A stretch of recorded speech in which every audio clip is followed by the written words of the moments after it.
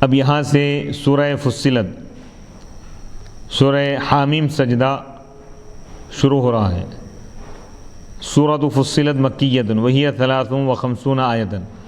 سورہ فصلت مکی ہے اور اس میں 53 آیتیں ہیں، 53۔ اعوذ باللہ من الشیطان الرجیم، بسم اللہ الرحمن الرحیم۔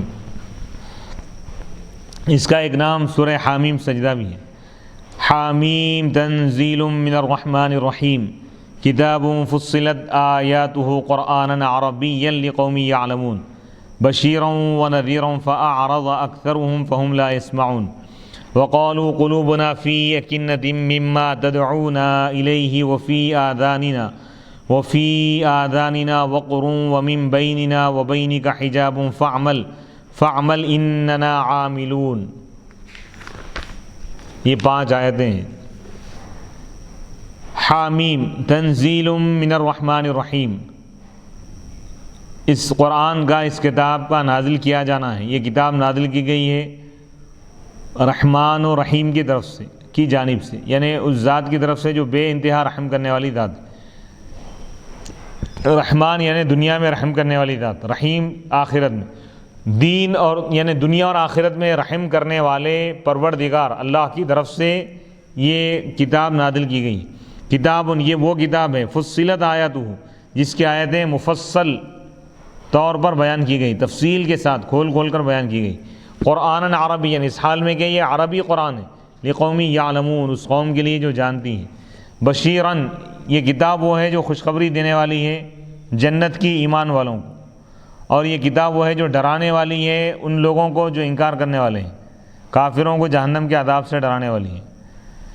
فأعرض اکثرهم، بس ان میں سے اکثر لوگوں نے اعراض کیا، یعنی کافروں میں سے اکثر کافروں نے اعراض کیا۔ فہم لا يسمعون، بس وہ نہیں سنتے۔ وقالوا، اور ان کافروں نے کہا، قلوبنا، ہمارے دل، فی اکنۃ، یعنی پردے میں، یعنی ہمارے دلوں پر پردہ پڑا ہوا ہے اس چیز سے جس کی طرف آپ ہم کو بلا رہے ہیں۔ وفی آذاننا وقر، اور ہمارے کانوں میں بوجھ ہے۔ ومن بیننا وبینک حجاب، اور ہمارے اور آپ کے درمیان ایک پردہ ہے۔ فعمل، پس آپ عمل کیجئے، آپ اپنا کام کیجئے۔ اننا عاملون، بے شک ہم اپنا کام کریں گے۔ یہ سورہ حامیم السجدہ، حامیم سجدہ کی سورہ فصلت کی ابتدائی 5 آیت ہے۔ حامیم ان جعلتہ اسما للسورۃ کان مبتدأ، حامیم اگر تم اس کو سورہ کا نام قرار دو گے تو یہ مبتدا ہوگا ترکیب میں۔ تنزیل، یہ اس کی خبر ہوں گی۔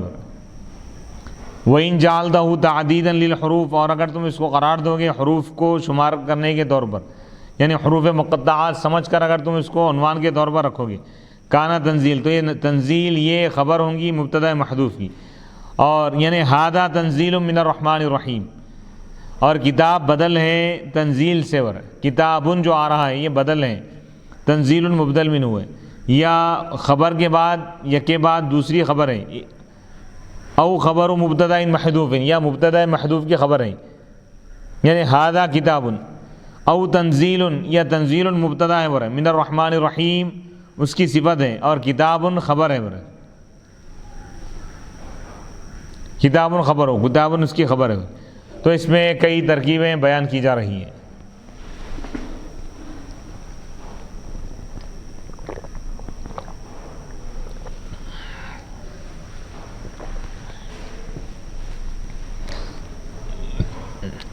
حامیم، اگر یہ سورہ کا نام اگر اس کو ہم قرار دیں تو یہ مبتدا ہوگا، اور تنزیل من الرحمن الرحیم یہ خبر ہوگی اس کی۔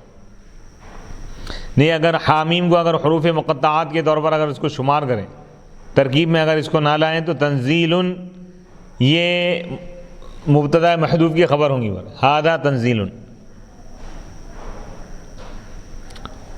اور تنزیل یہ مبدل منہ ہے، اور کتاب بدل ہے تنزیل سے، یا کتاب کیا ہے، یہ دوسری خبر ہے، یا مبتدا محذوف کی خبر ہے، یعنی ھذا کتاب،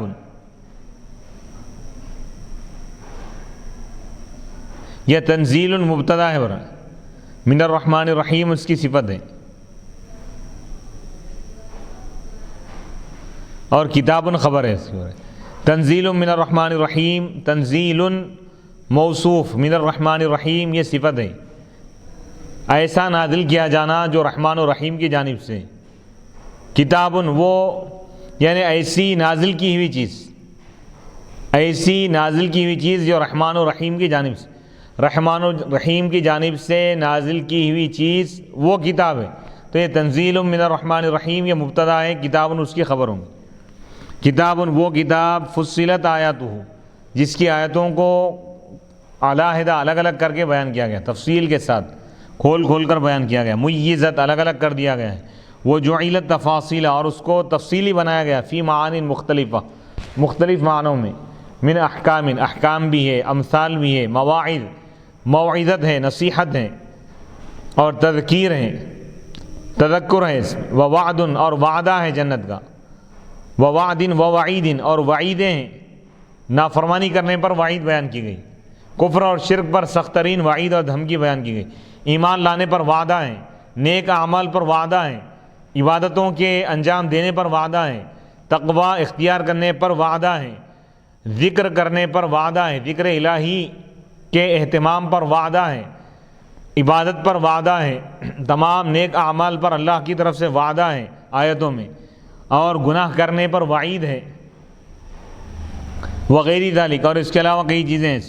یعنی قرآن مجید کی جو آیتیں ہیں اس میں اللہ تعالیٰ تفصیلی طور پر احکام کو بیان فرمائے، یعنی وہ واقعات، وہ چیزیں جو انسان کے لیے بنیاد کی حیثیت رکھتی ہیں، انسان کے لیے انتہائی ضروری ہیں، ان چیزوں کو اللہ تعالیٰ بار بار بیان فرمایا، مکرر فرمایا، تفصیل کے ساتھ بیان کیا۔ جیسا عقائد کا معاملہ ہے، اللہ کی توحید کی بات ہے، اللہ کی یعنی الوہیت کی اگر بات ہے تو اللہ تعالیٰ اس کو کثرت کے ساتھ بیان کیا تاکہ انسان اللہ کی معرفت حاصل کرے، خدا کو مانے، خدا پر ایمان لائے، خدا کی توحید کو مانے، اللہ کی وحدانیت کیا ہے اللہ تعالیٰ اس کو تفصیل کے ساتھ قرآن میں بیان فرمائے۔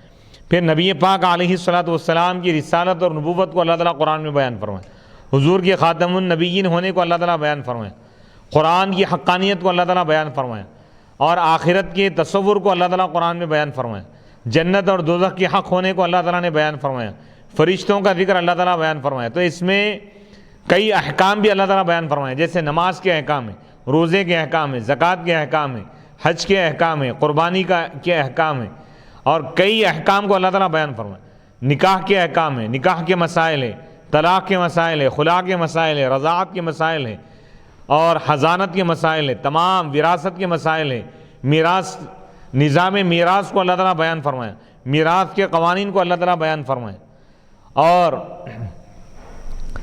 حقوق اللہ کو اللہ تعالیٰ بیان فرمایا، حقوق العباد کو اللہ تعالیٰ بیان فرمایا، کئی مثالیں دے کے اللہ تعالیٰ بیان فرمایا۔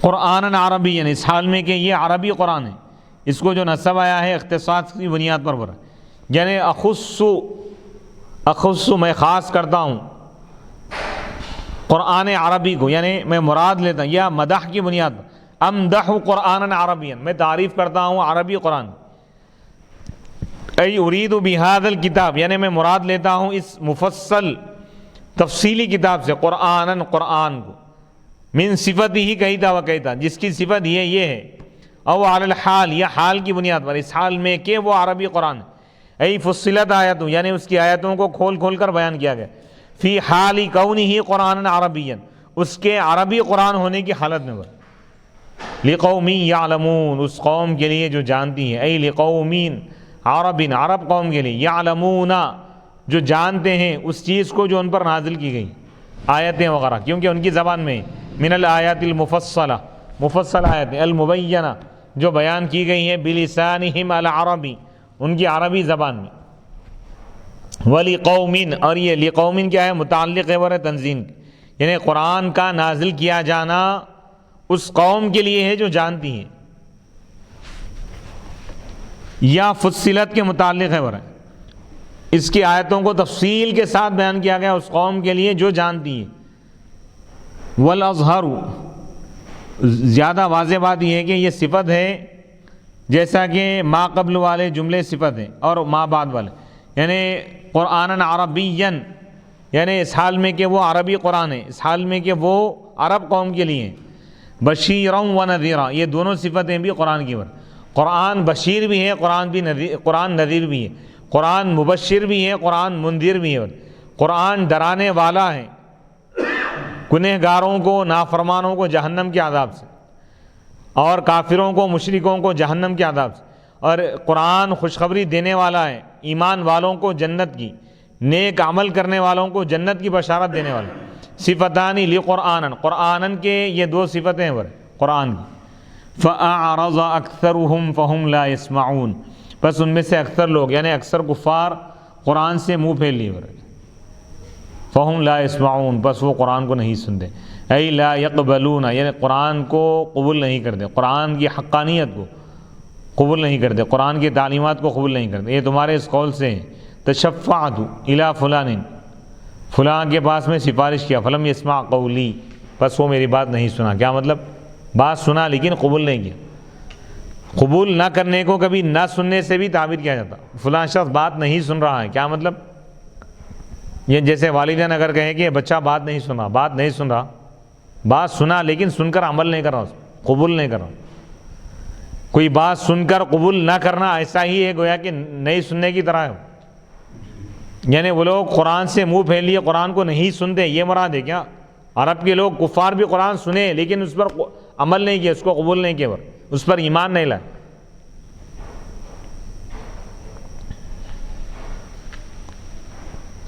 وَلَقَدْ سَمِعَهُ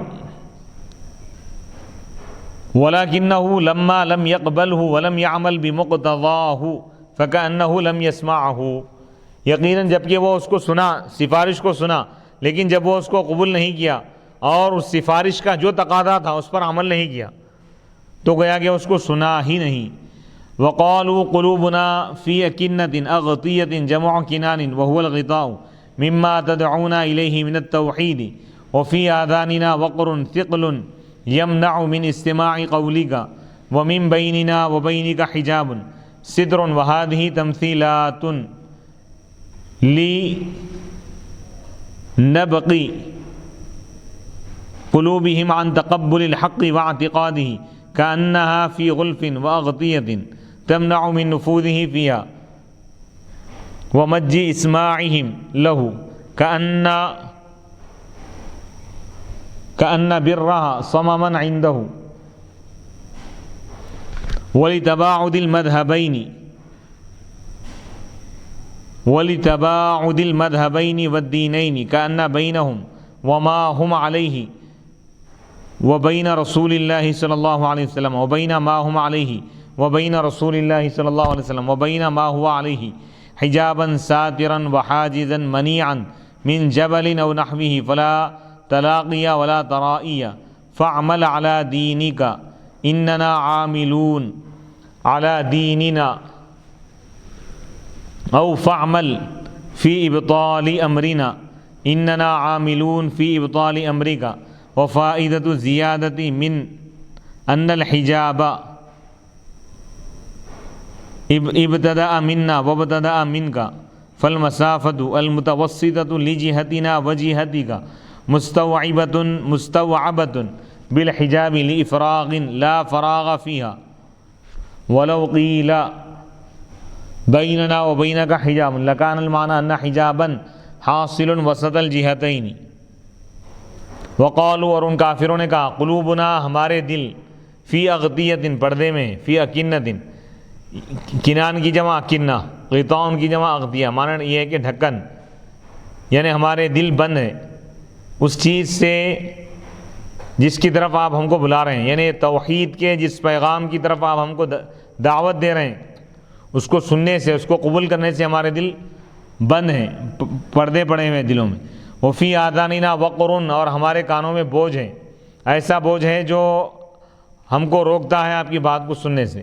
ومن بیننا وبینک حجاب، اور ہمارے اور آپ کے درمیان ایک پردہ ہے، سترن یعنی ایک پردہ ہے۔ یہ تمام چیزیں یہ تمثیلات ہو رہے ہیں، یہ اللہ تعالیٰ تمثیل دے رہا ہے، یہ بیان اللہ تعالیٰ یہ مثالیں دے رہا ہے کہ ان کے دل بند ہو گئے حق کو قبول کرنے سے۔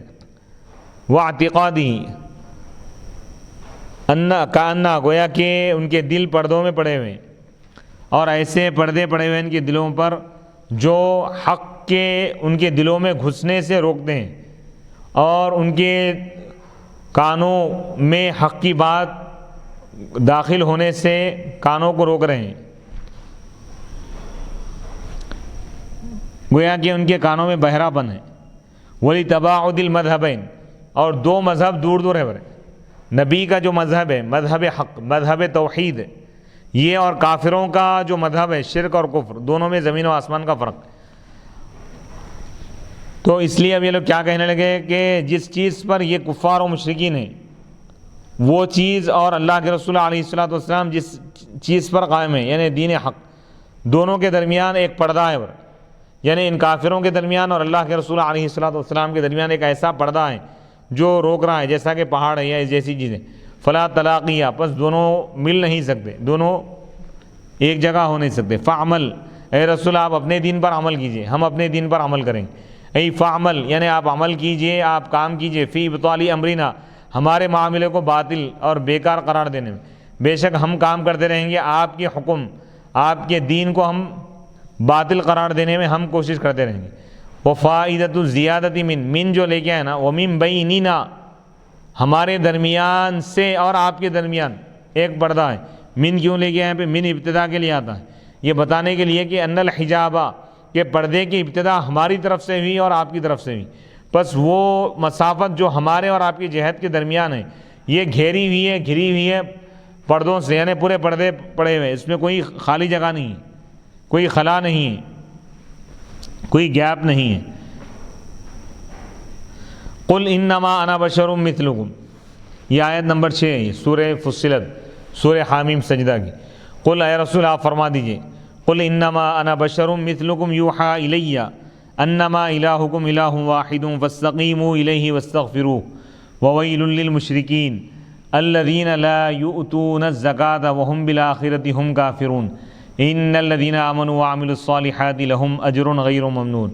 قل، اے رسول آپ فرما دیجئے، بے شک میں تمہاری طرح ایک بشر ہوں، یوحا الیہ، لیکن میری طرف وحی کی جاتی ہے اس بات کی کہ تمہارا خدا، تمہارا معبود ایک ہی معبود ہے، معبود برحق ہے۔ فاستقیموا الیہ، بس تم استقامت کو اختیار کر کے اسی کی طرف متوجہ ہو جاؤ، اس کی طرف، اس کی توحید کی طرف تم متوجہ ہو جاؤ اور اس پر جم جاؤ، اس پر قائم رہو۔ واستغفروا، اور تم اس سے اپنے گناہوں کی بخشش طلب کرو۔ وویل للمشرکین، اور مشرکین کے لیے جہنم کی وادی، ویل، ہلاکت ہے ان کے لیے، تباہی ہے۔ وہ مشرکین الذین لا یؤتون الزکاة، جو زکوٰۃ نہیں دیتے، وہم بالآخرۃ ہم کافرون، اور وہ آخرت کا انکار کرتے ہیں۔ ان الذین آمنوا، بے شک وہ لوگ جو ایمان لائے اور نیک اعمال کیے، لہم اجر غیر ممنون، ان کے لیے منقطع نہ ہونے والا اجر ہے، دائمی اجر اور ثواب ہے، ہمیشہ ہمیشہ عطا کیا جانے والا ان کو اجر اور ثواب ملے گا، ایسا ثواب ملے گا جو کبھی ختم نہیں ہوگا۔ آیت نمبر 6 سے لے کر 8 تک 3 آیتوں کی تفسیر یہاں پر پیش کی جا رہی ہے۔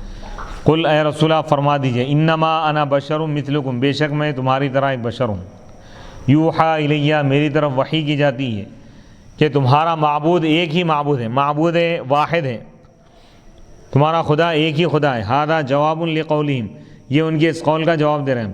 کفار کیا بولے تھے کہ ہمارے دل توحید کے پیغام کو سننے سے ہمارے دلوں پر پردہ پڑا ہوا ہے، تو اس کا رد کیا جا رہا ہے۔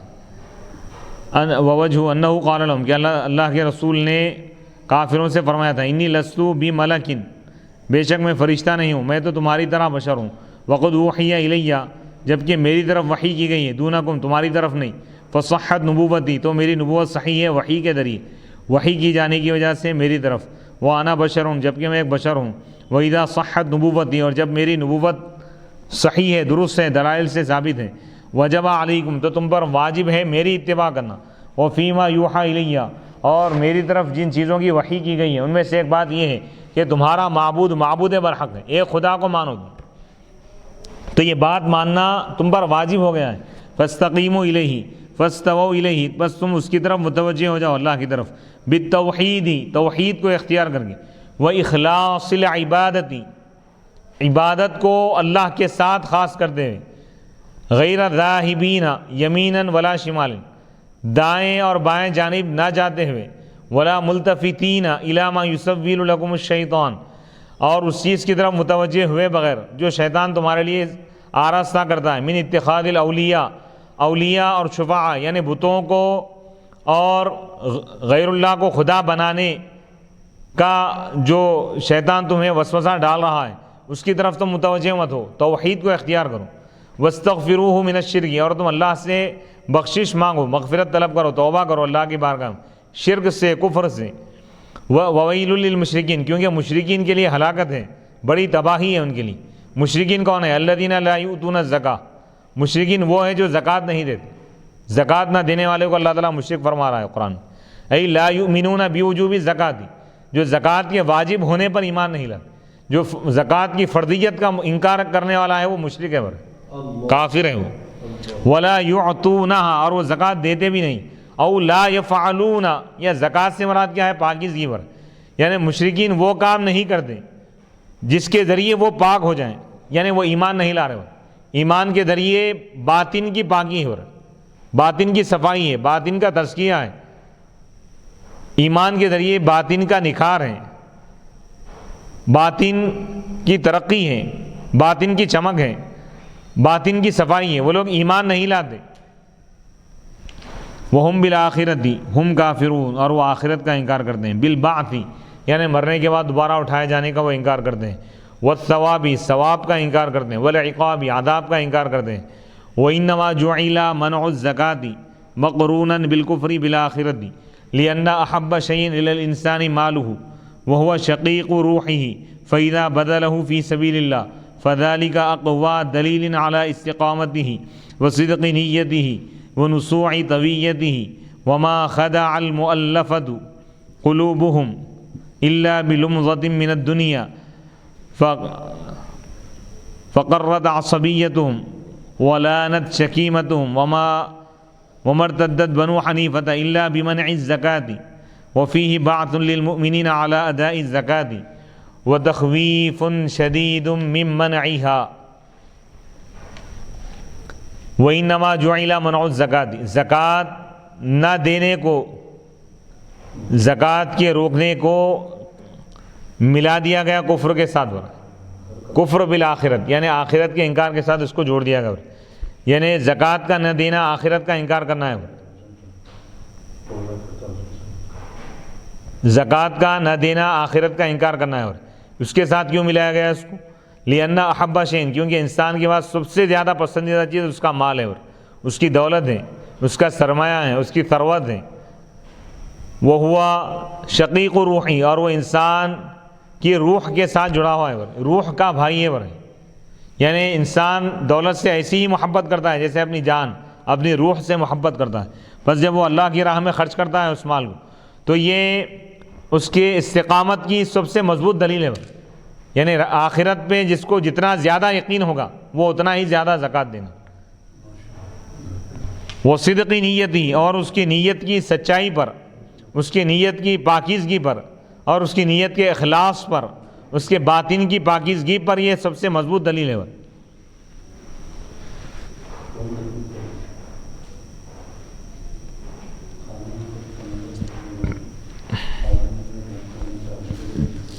اور قبیلے بنی حنیفہ مرتد نہیں ہوئے مگر زکوٰۃ کے انکار کرنے کی وجہ سے، زکوٰۃ نہ دینے کی وجہ سے۔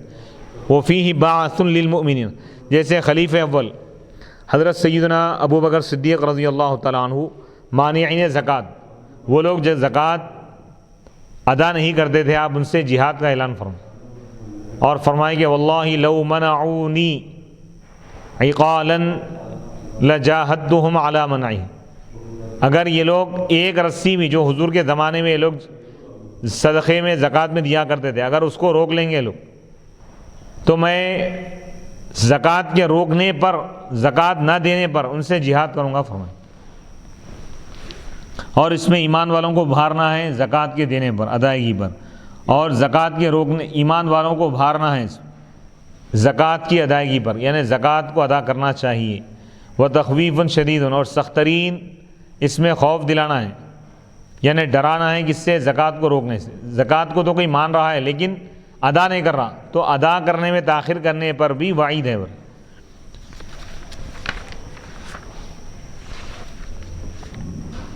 سورہ فصلت 8 آیتیں اور 1 رکوع مکمل ہو گیا. الحمدللہ دوسرا رکوع شروع ہو رہا ہے.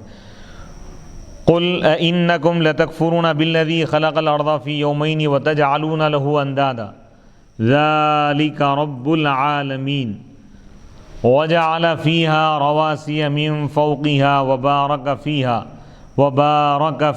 وقدر فیہا اقواتہا فی 4 ایام سواء للسائلین ثم استوى إلى السماء وهي دخان فقال لها وللأرض ائتيا طوعا أو كرها قالتا أتينا طائعين فقضاهن 7 سماوات في يومين وأوحى في كل سماء أمرها وزينا السماء الدنيا بمصابيح وحفظا ذالک تقدیر العزیز العلیم.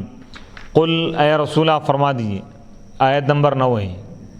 قل اے رسول آپ فرما دیجئے، اے انکم کیا تم انکار کرتے ہو، یعنی کافروں سے کہا جا رہا ہے، کیا تم انکار کرتے ہو، کفر کرتے ہو اس اللہ کا جس نے زمین کو پیدا کیا 2 دنوں میں.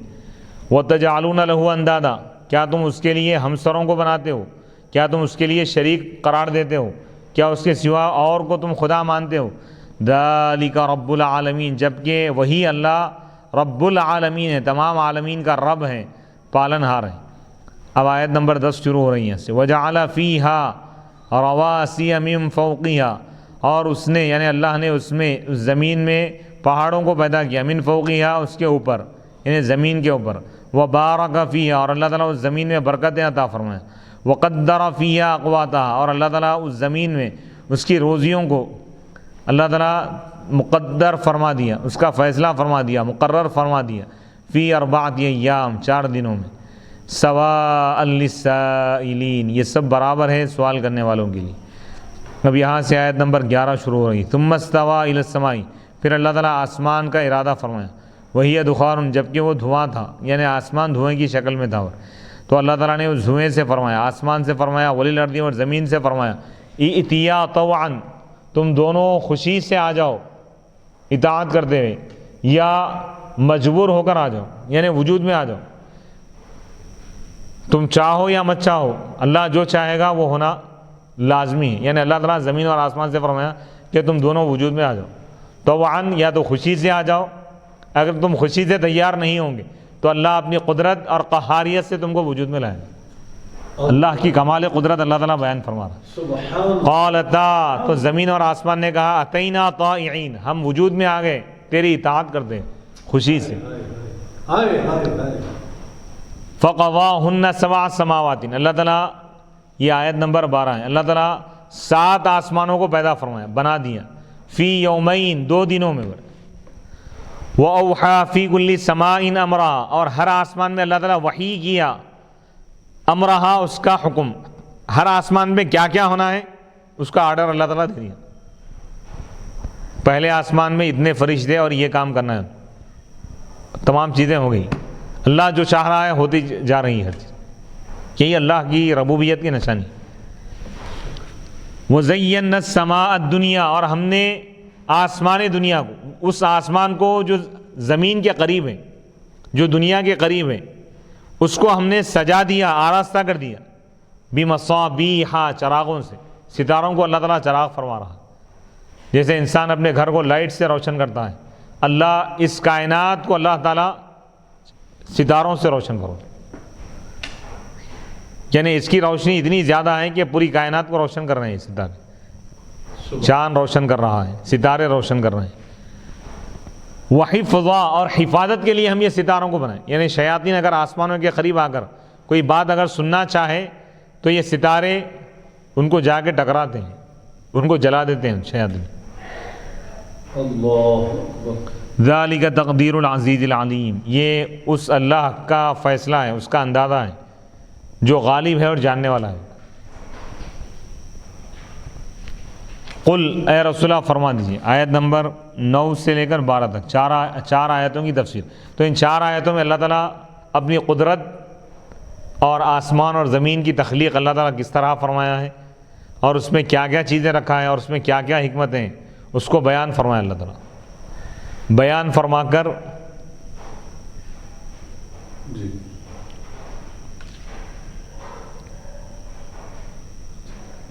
اللہ تعالیٰ اس کو بیان فرمایا، اور پھر ایمان کی طرف اللہ تعالیٰ کافروں کو متوجہ فرمایا، اور فرمایا کہ تمام کائنات کو جس نے بنایا ہے، جس کی یہ قدرت ہے، جو اگر آسمانوں کو حکم دیں تو آسمان وجود میں آ جائے، زمین کو حکم دے تو زمین وجود میں آ جائے، فرشتوں کو حکم دے، ذرات کو حکم دے، ہر چیز ہو جائے۔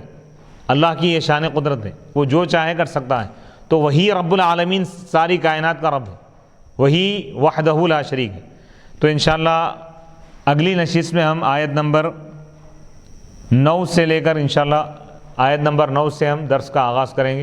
وصلی اللہ تعالیٰ علی خیر خلقہ سیدنا محمد وآلہ واصحابہ وبارک وسلم اجمعین۔ سورہ فصلت، سورہ حامیم سجدے کی 8 آیتیں مکمل ہوئی، 9ویں آیت اور دوسرے رکوع سے ہم شروع کریں گے۔ وصلی اللہ تعالیٰ علی خیر خلقہ سیدنا محمد وآلہ واصحابہ اجمعین۔ ربنا آتنا فی الدنیا حسنۃ وفی الآخرۃ حسنۃ وقنا عذاب النار۔ یا رب العالمین ہمارے اس درس کو قبول فرما، اور اس کے ذریعے لاکھوں کروڑوں لوگوں کو مولا فائدہ پہنچا۔ قرآن کریم کی برکتوں، رحمتوں اور سعادتوں سے مولا ہم کو دنیا اور آخرت میں بہرہ ور فرما، اس کے فیضان کو جاری فرما دے۔ کلام پاک کی تجلیات اور انوار ہمیں عطا فرما مولا، اس کے ذریعے سے ہم کو دنیا اور آخرت میں کامیابی عطا فرما، عافیت اور سلامتی عطا فرما۔ تمام آسمانی بلاؤں، زمینی فتنوں سے، گردشوں سے، بیماریوں سے، مصیبتوں سے، جانی اور مالی نقصان سے مولا ہماری حفاظت فرما، ہر شر سے بچا، ہر خیر عطا فرما۔